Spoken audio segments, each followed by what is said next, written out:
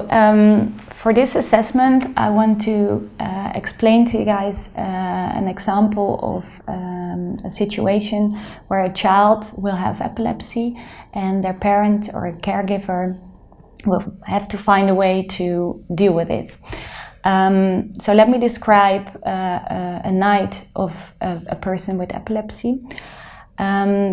Well, actually, it's really hard to describe a typical night because epilepsy can vary very much along different people.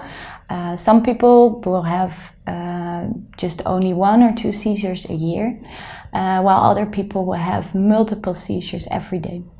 And seizures can occur during the day, but also during the night. And during the day, there are a lot of people around who can help, and often seizures will get noticed, and people will come to check on the person or the child. But at night, that's a huge problem because there's no one there. So what to do? Well, one way is to monitor the child in this example, and there are different ways to do so. But this can be really hard. Well, one example of a night is that a child will go to bed, and depending on the seizure frequency, there can be a seizure that night. Some children that experience a lot of seizures at night can be really afraid to go to sleep because they fear of having a seizure. Others will be less anxious about having a seizure because they only have 1 seizure a year. But it can also happen that when a seizure hasn't appeared in a long time, people start wondering, okay, will it happen this night or maybe the next? So there will be a lot of uncertainties, and still at one point there will be a lot of worrying or fear of having a seizure.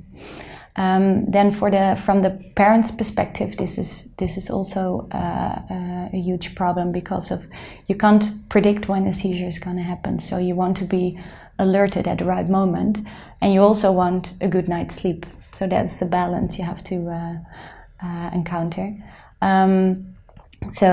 For parents, it can be hard to go to sleep because they might be afraid to miss a seizure, or they can be afraid that there will be a seizure and they have to go and help and see their child having a seizure, which can be really terrifying.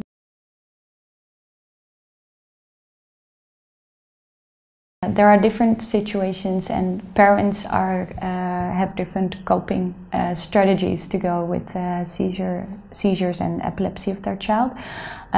So some parents will stay alerted, or they will sleep really lightly so they can hear everything of their child.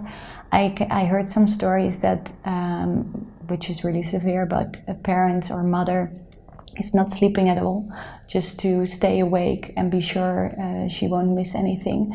And when the child goes to daycare, she will finally go to sleep and get her rest. But that's not, well, you can't continue that forever. That's not doable.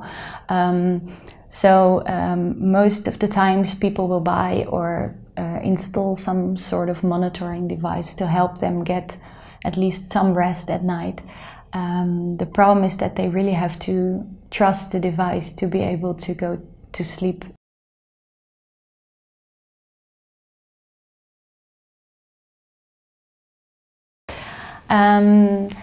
So as I told you before, for parents it can be a large struggle to find the right way to monitor your child during the night.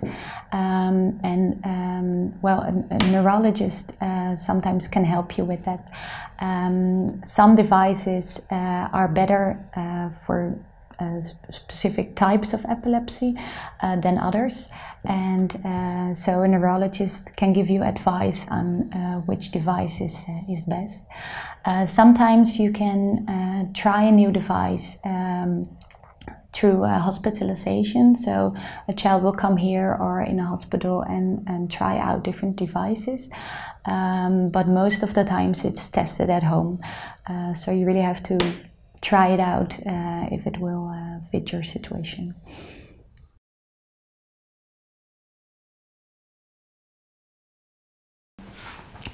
So what happens when a child is having a seizure is that parents, well, if they wake up from the seizure, or they will wake up from the sound or from an alarm from one of the devices, they will have to go and check on their child.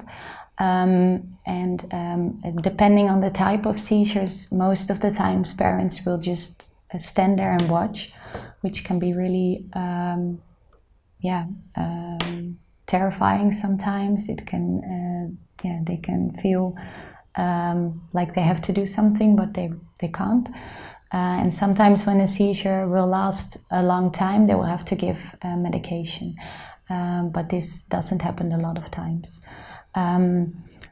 Also, you can also have small seizures, and parents just want to be there for their child, just to